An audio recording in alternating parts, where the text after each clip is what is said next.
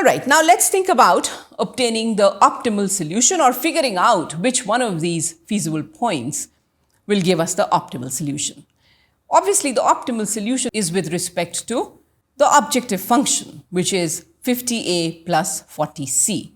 And in order to figure out which of these solutions is optimal, we should bring that onto the graph. In order to do that, let's assume that 50a plus 40c is equal to 40,000 for a moment and graph that line. Same procedure, we figure out 2 points on that line and join the 2 points, and that will give us that objective function line, which is the red dotted line. So the red dotted line is the objective function line. 50a plus 40c is equal to 40,000. Are there any feasible solutions which will give us a profit of 40,000? Yes, sure. All of the points that lie on that dotted line within the feasible region will give you a total profit of 40,000. So in fact, you have an infinite number of solutions that will give you a profit of 40,000. This therefore is called an iso-profit line, a line where no matter which point you pick on it will give you a profit of 40,000. Now the next question obviously to ask would be, can I make more? And therefore let's do this. We will ask ourselves, can I make 60,000? So I will now plot the line 50a plus 40c is equal to 60,000. Same procedure, we identify 2 points on that line, 1200, 0, 0, 1500, join the 2 points, we get the line. What you see is that the new line has moved upwards parallelly to the previous objective function line. Why so? Because the only thing that we changed was the right-hand side of the objective function line. We did not change the coefficient of a or c, which means we did not change the slope. And the other thing we discover is that if we keep moving the objective function line in this direction, then the objective function is improving. So we've discovered the improving direction for the objective function value. And therefore, it only makes sense for us to keep moving this line in the improving direction till we can not move it anymore and we will leave the feasible solution. So if we do that, then here we land up at the point D. If I try to move that line any further, I will actually exit the feasible region. There are no feasible solutions beyond that. And since this is the last feasible solution that I can get as I move this red line, therefore D is the optimal solution. The coordinates of D are 1400 and 600.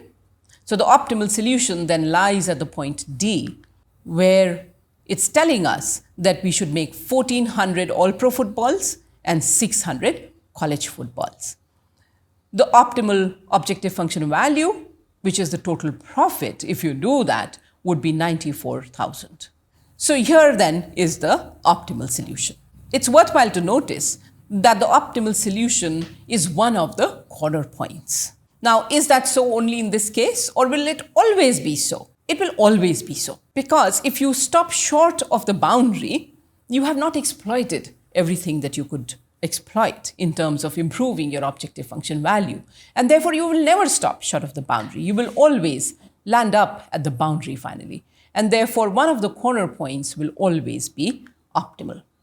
Now, let's look at the concept of binding and non-binding constraints. The binding constraints are those that define the optimal solution and hold at equality at that optimal solution. So what does that mean? Let's look at the optimal solution that we have obtained.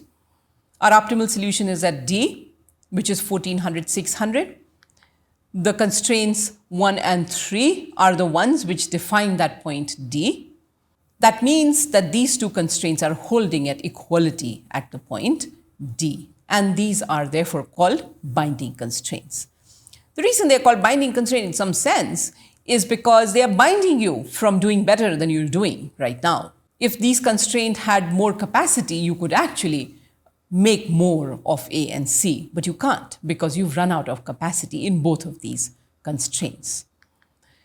So there we are. The constraint number 1 and the constraint number 3 are binding constraints. You can plug in, for example, the values of A and C in constraint number 1. So 12 into 1400 plus 6 into 600 gives you 20,400, telling you that you've used up the entire capacity that you had of 20,400. Similarly, let's look at the third constraint. Plug in the values of A and C. 6 into 1400 plus 6 into 600 will give you 12,000, telling you that there is no more capacity left. You've used all of it. That means the two constraints are holding at equality.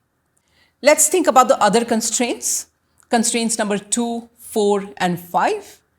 These constraints are non-binding. Why? Let's look at that.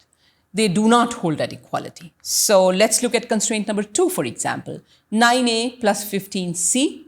Plug in 1400 for A and 600 for C. That tells us that the hours consumed is 21,600.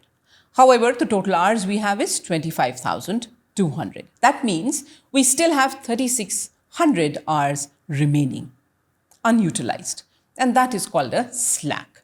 So constraint number 2 is not binding. It has a slack of 3,600. Let's look at the other constraints that we had.